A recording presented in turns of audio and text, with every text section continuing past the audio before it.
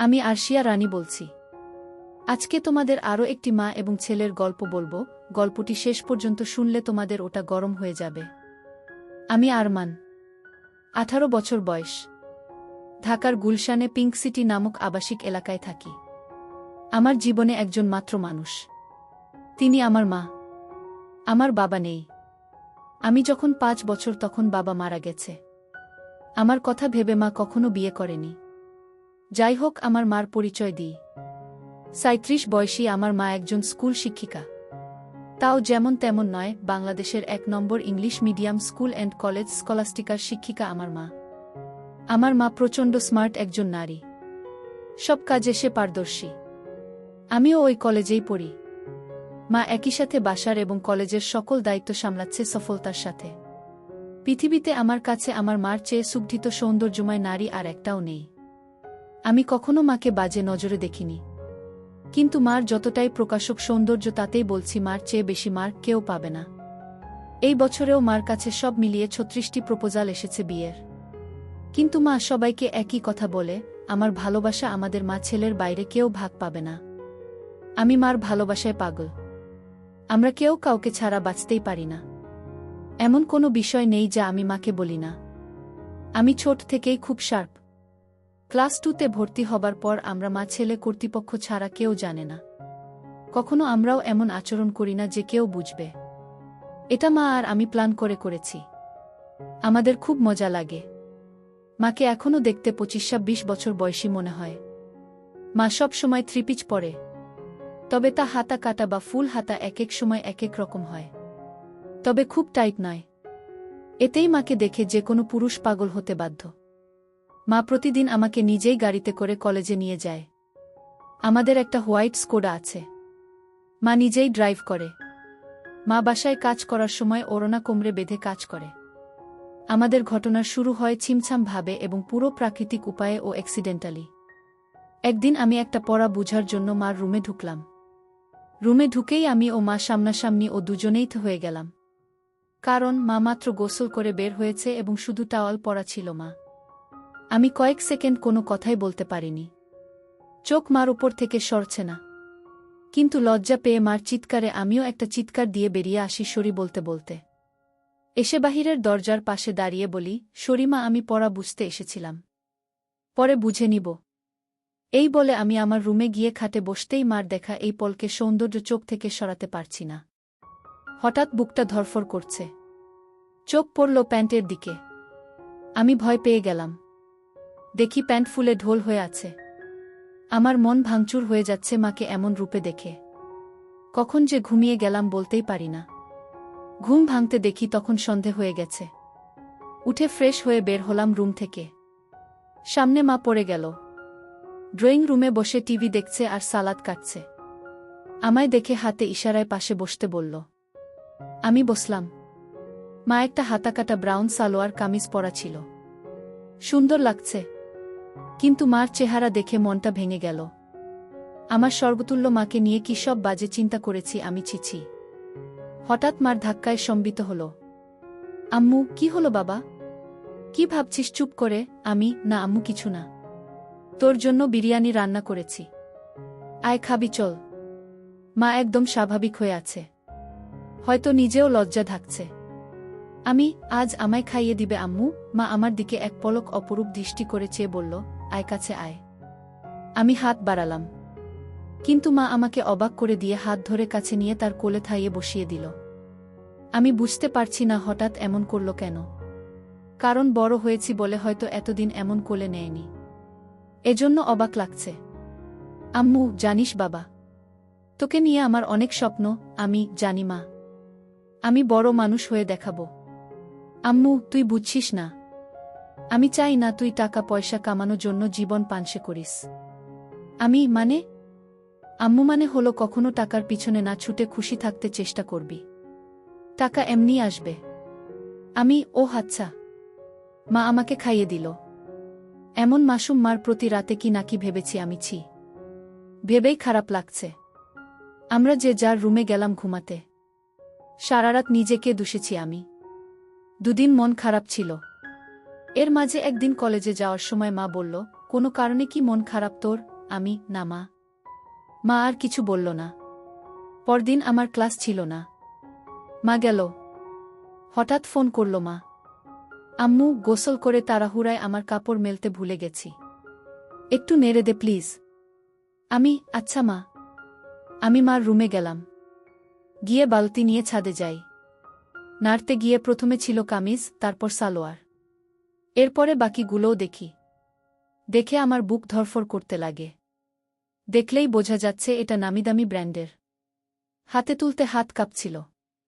আর কি সুন্দর ঘ্রাণ ওগুলো থেকে, কি বলবো। আমি হতবিহ্বল হয়ে গেলাম। কারণ পৃথিবীতে ৭০০ মিলিয়নে একজনের ভাগ্যক্রমে একই সাইজের হয়, আর তা আমার মার ভেবেই মাথা নষ্ট হয়ে গেল। পাগল হয়ে যাব মনে হয়, এমন দশা। আমি কোনোমতে ওগুলো একটা সাইডে নেড়ে দিলাম যেন বাহিরে কার চোখে না পড়ে। দৌড়ে রুমে এসে পড়ি। ইচ্ছা করছিল একটাবার হাত দিয়ে শান্তি করি, কিন্তু এর ভয়াবহতা বিশাল বলে নিজেকে সামাল দিই। এরপর ইন্টারনেটে দেখতে লাগলাম এসব চিন্তা নিয়ে। দেখি অসাধারণ বিষয়। স্বামী মারা গেলে ছেলেই মায়ের দায়িত্ব নিবে এবং সব খেয়াল রাখবে, তা শারীরিক মানসিক সব হতে পারে, এটা বেদে লেখা। নারী অন্য কোনো দেহের সাথে জড়াতে না চাইলে বাসনা পূরণ করা সন্তানের দায়িত্ব। আমি কি করব বুঝতে পারছি না। এসব ভাবতে ভাবতে ঘুমিয়ে গেলাম। উঠলাম মার ডাকে। দেখি মা সামনে দাঁড়ানো। বসল বিছানায় ও আমার মাথায় হাত বুলিয়ে বলল, ঘুম হলো সোনা? আয় খাবি আয়। আমি উঠে গেলাম ডাইনিং রুমে। মা চা বিস্কিট এনে বলল, চল ছাদে বসি। আমরা ছাদে বসলাম। গিয়েই মা কাপড় দেখে বলল, আমি আজ ভুলেই গেছিলাম। এই রে, আমার ওই কাপড়গুলো কোথায়? আজ কি ধুইনি নাকি? আমি, না মা, ওই পিছনে আছে। এমনভাবে বলল যেন ছেলের সামনে এগুলো কোনো বিষয় না। মা সব কাপড় তুলে হাতে নিল। আম্মু, গরমের ছুটিতে দিয়ে দিল। বলো কোথায় যাবে ঘুরতে? আমি, আমরা তো বাসায় সময় কাটাই না। চলো এই ছুটি বাসায় নিজেদের সময় দিই। মা অপলক তাকিয়ে আছে আমার দিকে। আমি, কি মা? ভুল বলেছি। মা আমার গালে হাত বুলিয়ে বলল, কোনো ভুল বলিসনি সোনা। তুই অনেক বড় হয়ে গেছিস বাবা। Love you baby. বলেই মা আমায় জড়িয়ে ধরল। এটা অবশ্য সব সময় হয়, কিন্তু আজ ভিন্ন একটা ঘ্রাণ আসছে মার গায়ে। এটা মমতা আর কি একটা ভিন্নতা বুঝলাম না। তো পরদিন আমি টিভি দেখছি আর মা ঝাড়ু দিচ্ছে।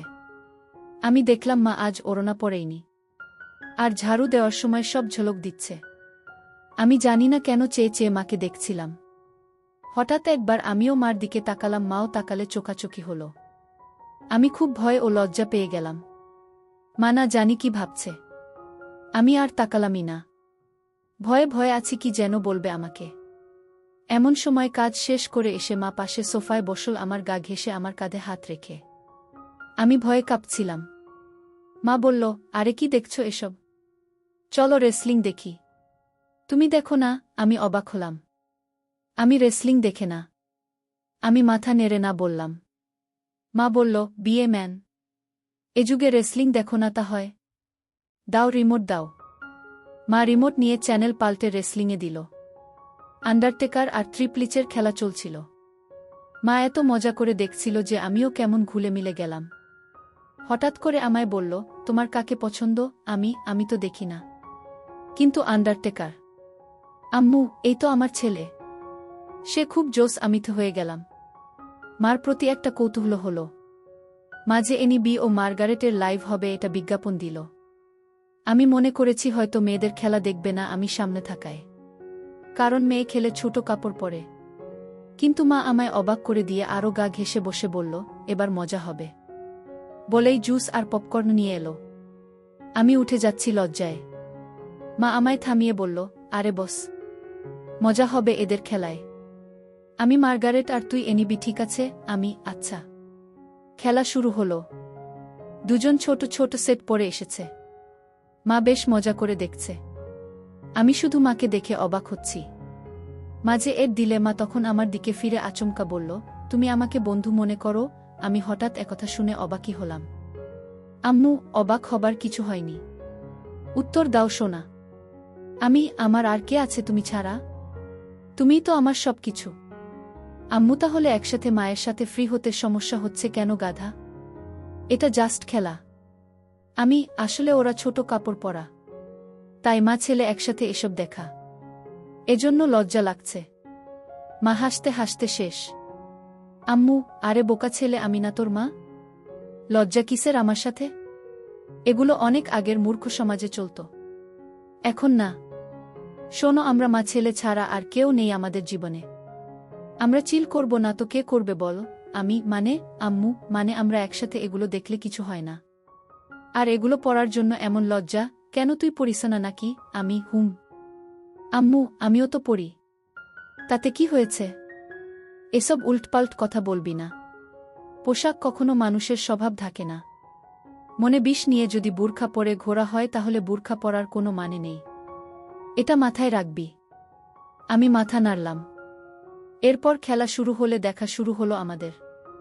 হঠাৎ মা বলল, চল বাজি হবে, আয় দেখি কে জিতে। আজ মার্গারেট জিতবে। আমিও আর লজ্জা না পেয়ে মাকে সঙ্গ দিলাম। আমরা রক্তহীন করা খেলায় শেষে আমিই জিতে গেলাম। পুরো 5,000 টাকা জিতলাম আমি। কিন্তু মা একটুও মন ভারী করল না। বাহ, বেশ টাকা আয় হলো, মাঝে মাঝে এমন হলে বড়লোক হয়ে যাব। আম্মু, তা তো হবেই। তবে জিতলি, কি খাওয়াবি বল? তুমি কি খাবে? আম্মু, তোকে খাবো। আম্মু, আরে বোকা, এমনি বললাম। আচ্ছা, আমি ঘেমে গেছি, যাই গোসল করে আসি। মা গোসল করতে গেল। আমি টিভি দেখছি। হঠাৎ শব্দ মার গলার। আমি দৌড়ে যাই মার রুমে। গিয়ে আবার্থ হয়ে গেলাম। আজ সেদিনের মতো নয়, কিন্তু আজ মাকে সম্পূর্ণ ভিন্নতর দেখলাম। আমি হাঁ করে তাকিয়ে আছি। আম্মু, কিরে, কি দেখিস? অবাক হয়েছিস না? আমি মাথা নেড়ে হা বলি। কিন্তু এত টাইট যে? আম্মু, ও তুই টাইটের কথা বলছিস? আমি বলছি, এটা আমার অনেক আগের জামা। এই জামার বয়স তোর চেয়ে 2 বছর বেশি। কি বলছো এগুলো? ওয়াও। আম্মু, হ্যাঁ ওয়াও। সুন্দর না? নাকি খারাপ লাগছে? খারাপ লাগে তোমার ভূত। একদম পরি লাগে আমার মাকে। আম্মু, কিন্তু আসলেই অনেক দিন বলে টাইট হয়ে গেছে, কেমন যেন লাগছে। যদি কিছু মনে না করো একটা কথা বলি মা? আম্মু, হ্যাঁ বল। তোমাকে টাইট ড্রেসেই ভালো লাগে। কেন যে সবসময় আলখাল্লা পরে থাকো বুঝি না। মডার্ন যুগের এত ভাষণ আমাকে দাও আর নিজে সেকেলে। মনেই হয় না ইংলিশ মিডিয়ামের টিচার তুমি। আম্মু, হাহা, আমার বদমাইশ ছেলে। আয় বুকে আয়। ইদানিং তুমি চেঞ্জ হয়ে যাচ্ছ যে, খুব আদর সোহাগ করছো যে। মা আমায় ছেড়ে দিয়ে মুখটা মলিন করে বাথরুমে চলে গেল। আমিতে ভয় পেয়ে গেলাম। কি বলতে কি বলে দিলাম। একটু পরে মা আবার আলখাল্লা পরে হাতে ওই জামাটা এনে আলমারিতে রেখে ধপাস করে বন্ধ করে নিচে কিচেনে চলে গেল। আমি কি বলবো বুঝতে পারছি না। আমিও পিছনে গেলাম। বললাম, মা রাগ করেছ? সরি মা, আর এমন বলবো না। মা কথাই বলছে না। আমি পিছনে ঘুরছি, কিন্তু মা পাত্তাই দিচ্ছে না, শুধু চোখে পানি ভরে কাজ করছে। কিচেনের জিনিসে রাগ ঝাড়ছে। টেবিলে খাবার দিয়ে মা উপরে যাচ্ছে। তখনই আমি মার পায়ে পড়লাম ও বললাম, আর কখনো এমন বলবো না মা, ক্ষমা করে দাও। কেঁদো না মা, তুমি ছাড়া আমার আর কে আছে বলো? মা কেঁদে দিয়ে আমায় জড়িয়ে ধরে বলল, আমিও তো তাই বলছি। তুই ছাড়া আমার আর কে আছে? তোকে আদর সোহাগ করব না গো কাকে করব? তুই তো আমার সবরে পাগল। সরি, আর হবে না মা। আম্মু, আমি সবসময় তোকে ভালোবাসি বোকা। আর এমন বলিস না। আমাকে প্লিজ একা করে দিস না তোর বাবার মতো। না মা, আমি তোমার সব কথা শুনব ও মেনে চলব। আমারও সব কথা মানতে হবে তাহলে? মা মুচকি হেসে চোখ মুছে বলল, তাহলে ওই ড্রেস পরে এসো আর আমাকে খাইয়ে দাও। মার মুখে উজ্জ্বল হাসি। মা রুমে গিয়ে মিনিটে চলে এলো ওই ড্রেস পরে। আমি বললাম, তোমায় একদম ক্লাস 10-এর মেয়ে মনে হয় মা। যে কোনো কাপড়েই বোঝাই যায় না তোমার বয়স 37। মা মুচকি হেসে আমায় নিয়ে বসে খাওয়াতল। তারপর আমরা যে যার রুমে গিয়ে ঘুমালাম। এভাবে মা আর আমি আর কিছু না করে ছুটি শেষ করলাম। ছুটির পরে আমাদের কলেজে একটা সাংস্কৃতিক অনুষ্ঠান হয়। সবাই নাম দেয়, আমিও নাম দিই গানে। আমরা পারফর্ম করি, অনেকেই অনেক রকম করে। মেয়েরাও পারফর্ম করে ড্যান্সে। হঠাৎ একটা ড্যান্স চালু হয়। দেখলাম কয়েকজন মাঝবয়সী নারী ঘোমটাস দিয়ে স্টেজে উঠল। এরপর গান চালু হতেই ঘোমটা খুললে আমি আকাশ থেকে পড়লাম। মা লিডিং ড্যান্সার আর মারাত্মক লাগছে তাকে। মা একটা হলুদ শাড়ি পরেছে যা মারাঠি স্টাইলে বাঁধা ও নাভি বরাবর। এতেই সবার হৃদ স্পন্দন বাড়িয়ে দিল। সবাই হুররে করে অনুষ্ঠান শেষ করল। আমি আমার মা এত সুন্দর নাচে তা জানতাম না। ছেলেরা সবাই তো বলছেই, সাথে মেয়েরাও বলছে ম্যাম খুব হট। আমার খুব গর্ব হলো এটা শুনে। আমরা বাসায় গিয়ে আমি মার সাথে কথা বলছি না। মাতা দেখে বলল, কি হয়েছে আমার প্রাণ ভোমরা? আমি, ইস, আবার প্রাণ ভোমরা বলছে। কখনো তো বলনি নাচতে পারো। আমাকে তো কখনো নাচ করে দেখাওনি। মা আমার কাছে সোফায় বসে গা ঘেঁষে বলল, এই যে মশাই, আপনাকে সারপ্রাইজ দিতেই বলিনি আগে। এখন আপনিও তো অবাক হলেন, তাই না? আপনার জন্য এত কিছু করলাম, আর আপনি যদি মন খারাপ করে থাকেনও তাহলে হয়। সরি। আমি, আচ্ছা ঠিক আছে।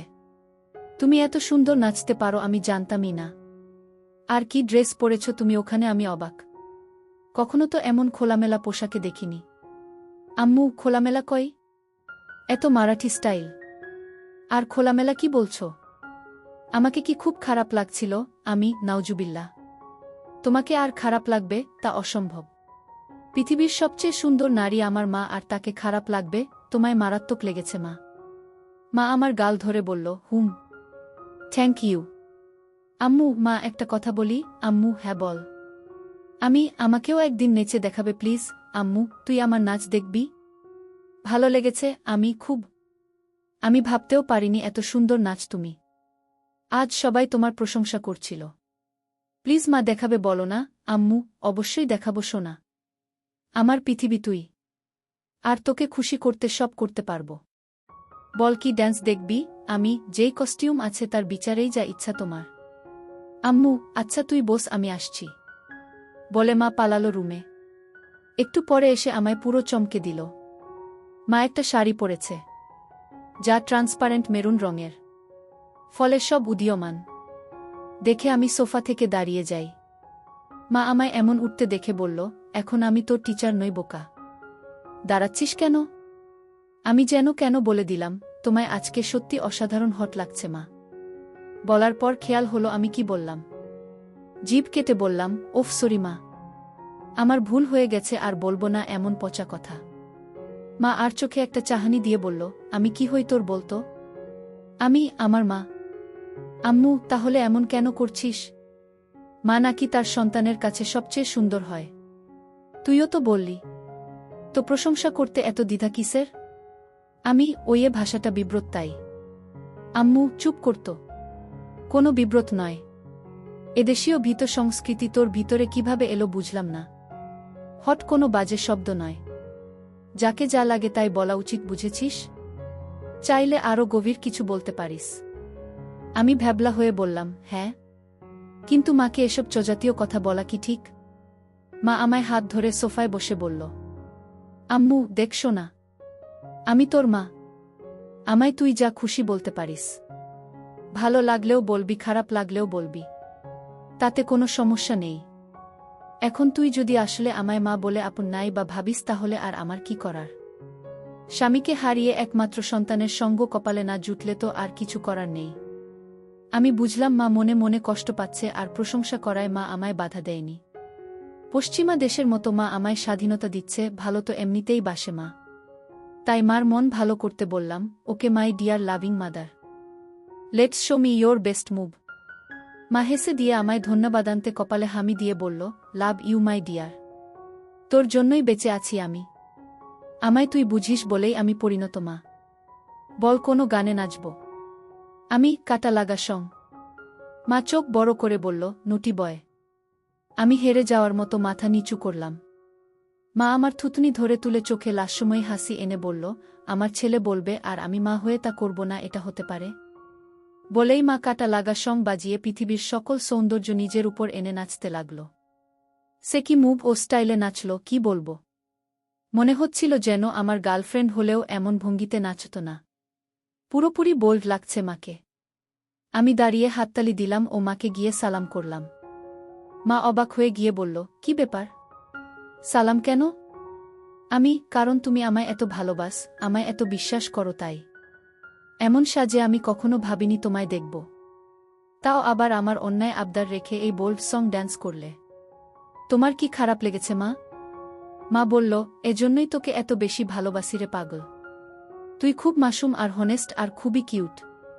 শোন তাহলে, তুই আমার একমাত্র সন্তান আর একমাত্র সঙ্গী, যাকে নিয়েই আমার জীবন মরণ সব। তোর কাছে খারাপ লাগার কিছু নেই।